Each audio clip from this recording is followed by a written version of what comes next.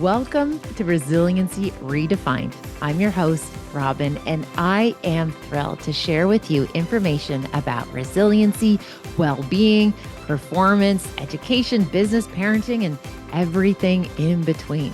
I'm committed to joining you each week to talk about these big ideas and bring them into action, habits, tools, strategies, tactics that allow us to finally uncover what it takes to truly be well. And I'm just so excited that you're here.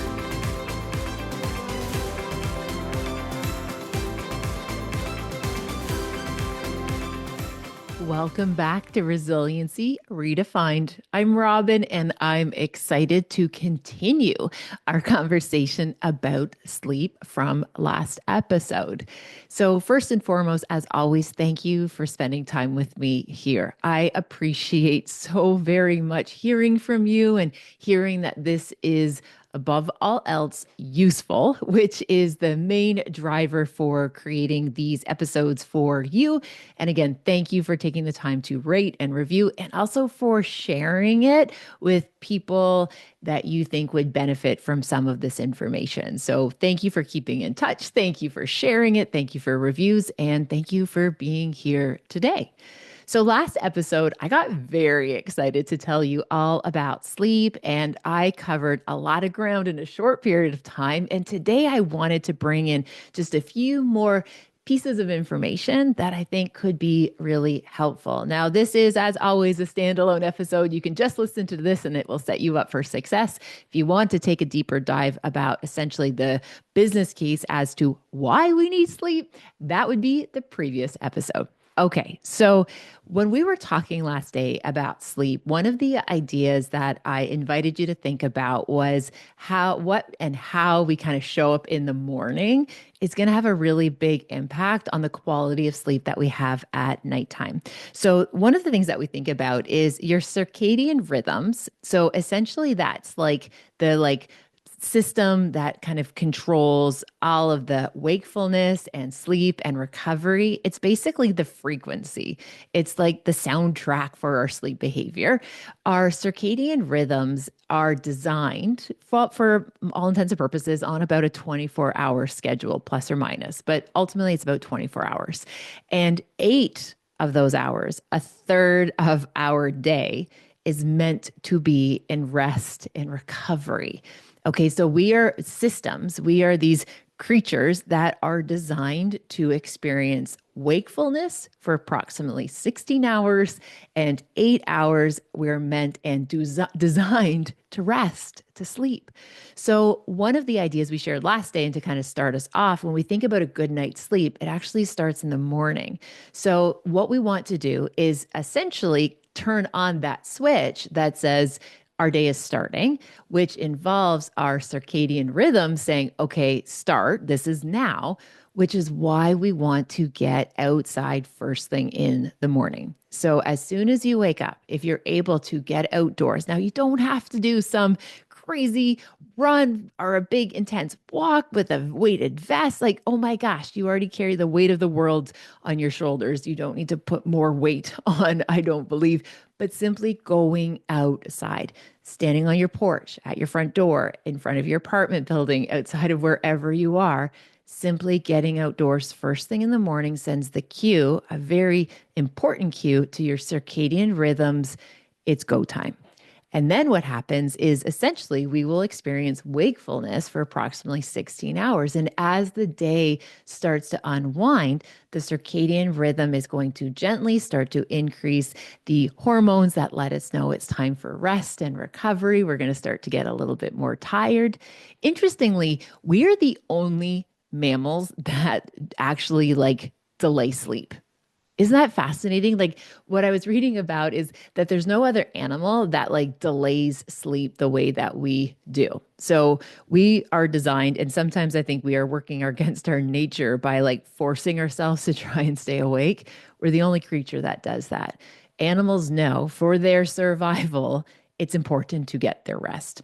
Okay, I digress. So, back on that, your circadian rhythm says start. By 16 hours later, it's going to start to unwind. It's going to start to release that melatonin. You're start to going to get that feeling of ready to settle, which is extremely important to get a good night's sleep at that mark when it's time. Okay. The other idea I encourage you to do before you go to sleep at the or start to prepare for sleep is this idea about a wind down. So the kind of rule of thumb, there's many different rules of thumb on this one, but the 3-2-1 I think is pretty reliable, which is 3 hours before sleep, we're going to want to like avoid a really heavy meal or any type of a stimulant, any type of alcohol, 3 hours out. So 3 hours out, we've kind of like we're done with the feeding. 2 hours out, we want to stop doing any like emotional or really intellectual type tasks. Okay. So 2 hours before bed, we want to stop the worky work for sure. But we also don't want to engage in like super difficult conversations, right? We don't want to engage in, helping people with trigonometry 2 hours before we try to go to bed or doing our own mental gymnastics of Excel spreadsheets or whatever that is for you. We want to start to have simpler activities. And then an hour, we want to minimize screens, especially exposure to blue light, is what the research says. So 3-2-1. Now, if you want to be wild, you can add a 10 ahead of your 3-2-1, which is minimizing caffeine 10 hours out. So 10 hours out, you want to minimize caffeine. Again, I feel even bad saying it because it's not a practice that I use. I can tolerate caffeine quite well, thank goodness. But again, so 10 hours out, you want to minimize caffeine for some people, but definitely the 3 hours out, minimizing heavy meals or any type of stimulant, 2 hours brain work, heavy brain work, 1 hour screens and blue light exposure. That is a wee bit of a recipe for creating a rhythm to start to wind down.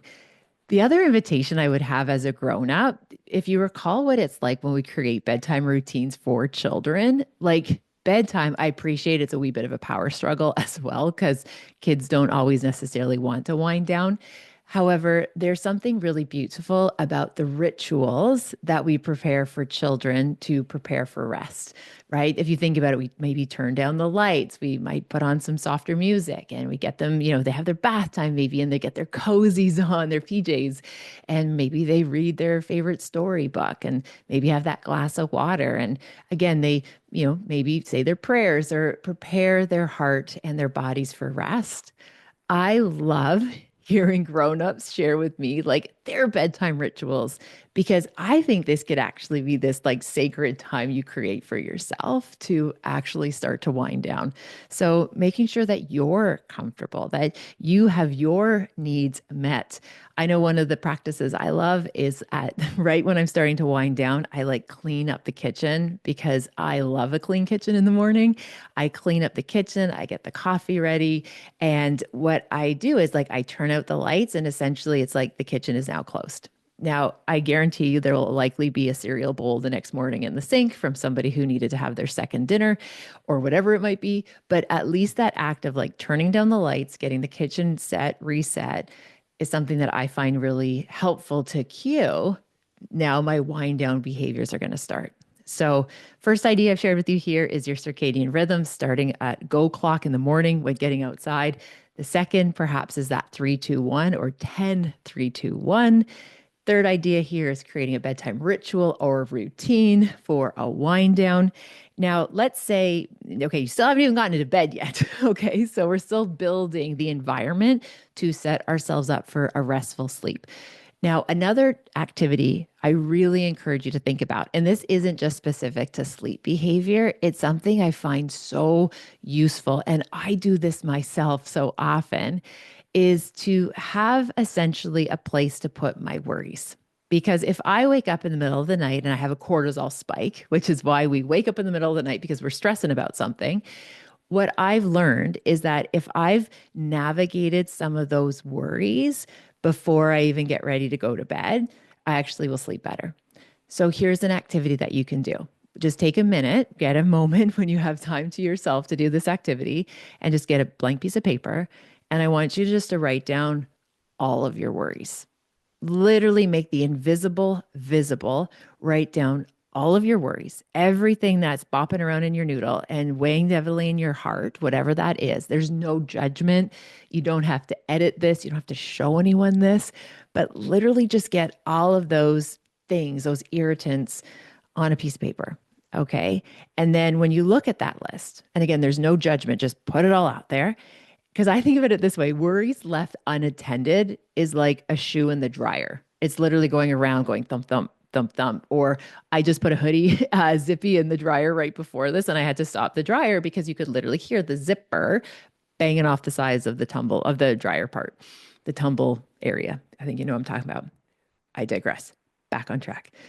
Write all your worries down. Get that stuff out of your head, off of your heart, put it on a piece of paper. And then what you're going to do is you're going to take the pen or the pencil, whatever you're using, and I want you to identify what is not within your control. So on your worry list, simply scratch out what is not within your control. Okay. So, for example, right now on my worry list, there would be tariffs. The reality is, I have no ability to directly impact any of the conversations about tariffs right now as a Canadian. So, I'm just going to scratch it off my list. It doesn't mean I'm not aware of it. It doesn't mean I don't care. It just means I can't do anything about it right now. So, I'm going to just scratch it off. Anything that I have somewhat control over. Okay. Like I could have a little bit of agency. I'm going to underline it. Okay. So there's something on that list I have a little bit of agency on. I'm going to underline it. And things that are within my control, I'm going to circle them. I'm going to circle what is within my control. And then what I really invite you to do is just to take a moment and look at your list and think about, how do I start, prioritize 1, 2, and 3 of the things that are circled that are within your control. I want you just to pick 3 that you commit to taking action to. Now, you don't have to do that today. You don't have to do it right now. But the way, the science behind this, the psychology behind it, is worrying is essentially trying to get your attention. It wants to make sure that you are safe. It wants to make sure that you are okay and you're not missing anything, which is why we tend to repeat what we don't repair when it comes to worrying. And as soon as our brain sees and perceives that we have a plan, the worry starts to dissipate. The worry starts to lose its grip. So again, identify what those priorities are in terms of what you can do something about. Now, if we don't action our worry, it's literally just going to like kind of permeate every area of our life. It just kind of sprawls even in some unexpected places. But when we put a few guardrails around it, it's pretty powerful. So I want to make sure that all of that worry is off my head and my heart before I even try to go to sleep, because otherwise, as soon as I have that cortisol spike and I wake up at 1 in the morning, I'm going to jump into worrying about those things that haven't been processed or actioned. So a worrying practice before you go to bed, but I wouldn't do that like right before I go to bed. I would make sure I would be doing that a couple hours out, especially, for example, like at the end of the day of your workday, or perhaps even in the morning, right? So this is an activity not too close to bed, but you'll get the benefits closer to bed when you get a good night's sleep, because you've taken essentially the running shoes out of the dryer. Okay, so another tool, now that we actually are in bed, we're sleeping or working towards that, I appreciate that our minds sometimes can feel pretty racy because we're like, we move very quickly through the day. So progressive muscle relaxation is a tool that we use with first responders. We use it with members of the military. We use it with athletes.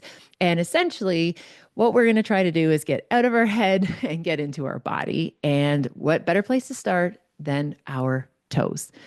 All progressive muscle relaxation is PMR. All you have to do is like kind of think of your body in these different kind of parts, as we have these different body parts, and start at the bottom and work your way up. So I want you to like just squeeze your toes. We're going to start at the tip of our toes. You squeeze your toes maybe for 5 seconds, tight, tight, tight, tight, tight, and then release. And then kind of mentally kind of move up to your calves, like squeeze your calf muscles, tight, tight, tight, tight, tight. 1, 2, 3, 4, 5, and release. Okay, then you want to think maybe about your quads. So kind of tight your quads as hard as you can. 1, 2, 3, 4, 5, and then release. You get the idea. So basically start at the tip of your toes and you can work all the way up your body, getting there to eventually to your shoulders.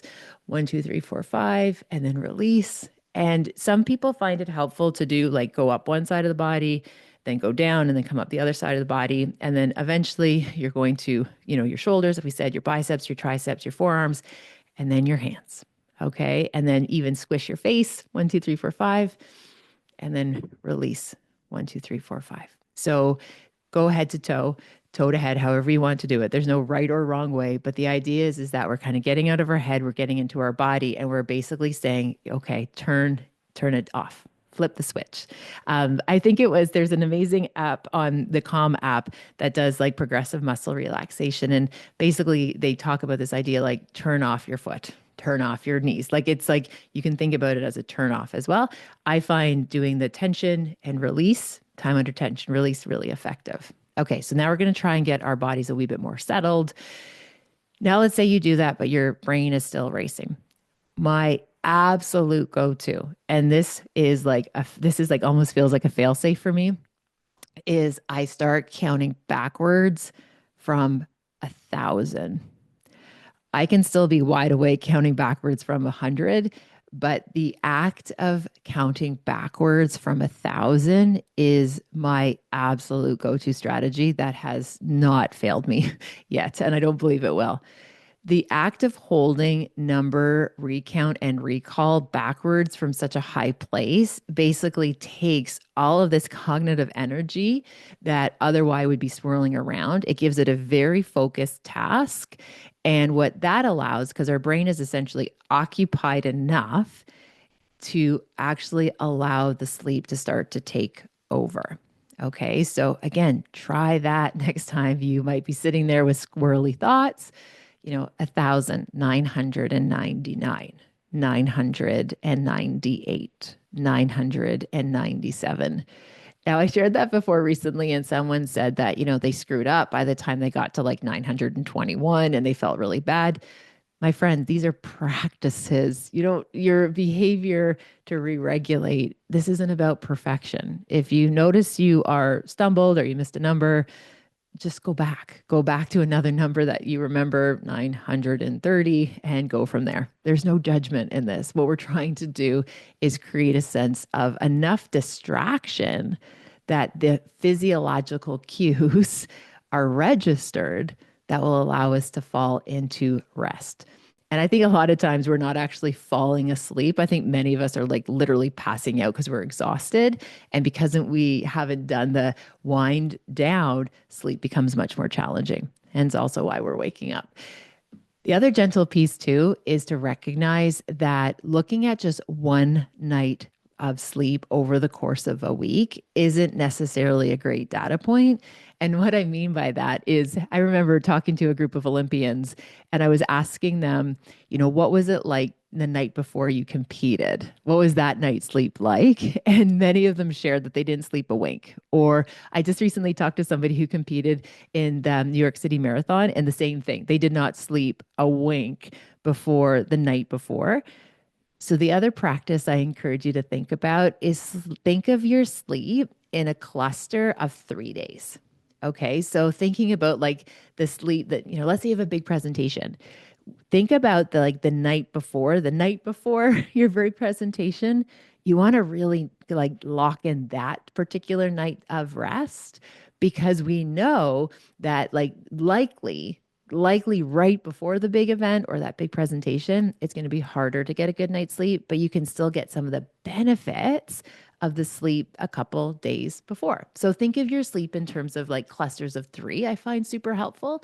So not all is lost if you wake up and you have, not a great sleep the night before something that's important. It's okay, especially when we have overall good sleep practices and good sleep hygiene. And I look at it, if you can get like 75% of the time of anything relatively dialed in and locked in, you're going to experience good results, right? Like essentially you're getting a B plus, right? If you were a B plus sleeper, you know what? That's pretty awesome. We don't have to all be A plus in every dimension of our lives.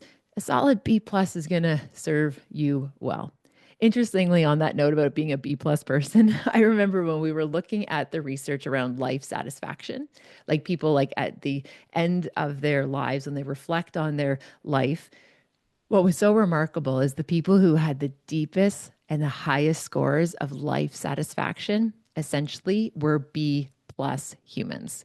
Like they were like smart enough that they were able to like have good, a solid income, and they were able to be really contributor and like a great contributor in terms of whatever their jobs were. Like it was great, but it was like their whole identity wasn't tied into their job per se. Like they were able to have a solid livelihood and a solid lifestyle, but it wasn't at like all or nothing. We knew that their relationships were better. They had hobbies, they had interests. Like essentially, B plus is like the sweet spot for life satisfaction. Now, as a mama, it is very challenging to try and encourage your children to be B plus humans, as opposed to A plus. I still remember when Hunter was little, like, oh gosh, I think he was like in maybe grade 3 or 4. I remember he got like an A on this little assignment and he was like nervous. And then the teacher asked him, Hunter, why are you nervous? You did really well on it. And he said, well, my mom really likes B pluses. She doesn't really like A's, which I think is absolutely adorable. I digress. Okay, so let's bring this back and let's start kind of winding down here because I want to ensure that we're staying within this 20 minutes so it's an easy grab and go bite-sized type of a podcast for you, because I've heard from you and you say you like the 20 minutes. It's how long it takes you to get to work for some of you, or how long it takes to get home, which I think is adorable. Jenny, thank you for listening. Okay, so last big idea. This is the last little takeaway is we talked about the worry list. Another little extension of that worry list is if you have something and you're prone to, thinking of something right at the last minute and you're worried you're going to forget it. And we were talked in the last day about not having our phones right beside the bed. My encouragement for you is to literally have a piece of paper and a pencil on your night table, right? Your nightstand, just a post-it note or a little piece of paper. So if there's that last minute, like, oh, I have to order dog food, or, oh, I have to remember to do X, you don't need to like get up and run to the other room to like make a note on your phone. You can literally just put it beside you jot down on a piece of paper. Okay. So having a little post-it note nearby, whips next to your little glass of water could, I think, serve you really well. So you don't have any of those last minute, like, oops, and then feel the need to go check out your phone. And then you're scrolling for hours standing in the other room, when really we need to be getting some rest. Okay. I hope that was useful. So I think we've covered a good piece on sleep. Just totally random. I had a conversation with the family about one of those research findings I told you in the last episode about how 85% of people dream in color and 15% dream in black and white. I just think that's so peculiar. Wow, did we ever have interesting conversations around the dinner table about what their dreams look like and how they see and what color and what not color they see in their dreams. So if you're looking for around the table conversation starter, having a conversation with people about whether or not they dream in black and white and color is pretty useful. My extra little special moment for people who know Jackson, my special, special little Jax, I said this comment. I said, I'm somebody who dreams mostly in black and white. And Jack said, don't all old people dream in black and white? Which was, if you know Jackson, you know that like he has like the most adorable, fascinating way of seeing the world. And I love that he thought that all old people like me, hi, I'm 45 years old, that we dream in black and white. So there you go, my friends. Hope that's useful. Take good care. Please continue to ask me anything that is top of mind for you. I want to be useful. I'm here for you, and I'm already cheering for you. So I hope you have a good night sleep later tonight. Take good care. Bye for now. Thank you for spending time with this podcast episode today. I hope you found something helpful in Resiliency Redefined. Please feel free to share it with somebody who you might think could benefit. Maybe there was something useful, something in particular that you think you could pay forward. Also, if you have a moment, please feel free to rate and review this podcast wherever you like to listen to your podcast. It means the world to me. And again, thanks for your time. Thank you for your interest. Take good care, and I'll see you next time.